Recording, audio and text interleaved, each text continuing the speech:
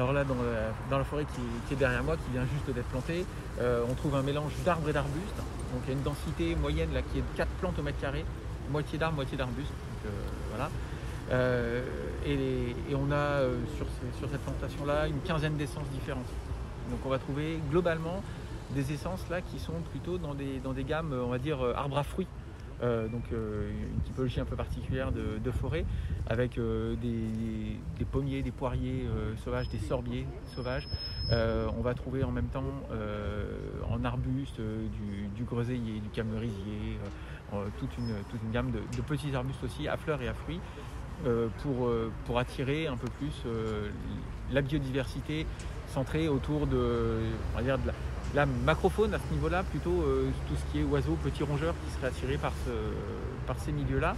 Alors pourquoi on a choisi cette gamme-là? C'est une gamme qui est plutôt en adéquation avec le type de sol qu'on avait en place. Donc c'est un sol qui est jeune, parce que c'est de la terre qui a été apportée il y a une quinzaine d'années ici. Donc on est encore sur un jeune sol. On est enchanté, je dirais que c'est une des premières actions, je dirais, par rapport au budget participatif, très concrète. On voit que des plantations nombreuses se sont faites et donc c'est une double satisfaction. On déploie la nature en ville et on fait participer les habitants à cette action. Oui, alors ça c'est sûr qu'il y aura d'autres installations d'espaces verts. Cette action proprement dite s'inscrit dans le budget participatif. Donc c'est vraiment une demande, un souhait des habitants de verdir la ville. Ce projet a été travaillé avec les services de la ville pour construire ensemble ce projet de mini-forêt en ville. Et je dirais que c'est une démarche, un projet qui s'inscrit dans une démarche beaucoup plus globale, qui est le renforcement de la nature en ville. Alors effectivement, c'est un des projets qui a été le plus plébiscité dans le cadre du budget participatif édition 2021. Ça marche très simplement. Dans un premier temps, les habitants ont la possibilité de faire des propositions de projets d'investissement pour la ville. Ces propositions sont ensuite instruites par les services, mais aussi par des citoyens avec les ateliers de vie de quartier et puis les élus de la ville.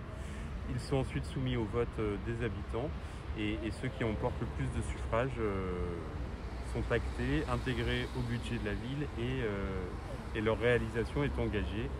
Ce qu'on fait aujourd'hui avec cette mini-forêt. Pourquoi ici? Parce que ça répond à tout un ensemble de contraintes, des contraintes juridiques, mais surtout des contraintes techniques, c'est-à-dire qu'on ne peut pas planter des arbres n'importe où, soit parce qu'il y a des réseaux enfouis et il faut au minimum 1,50 m, voire plus pour des gros arbres pour pouvoir planter. Donc il y a tout un tas de contraintes techniques, juridiques à prendre en compte pour pouvoir finaliser l'opération.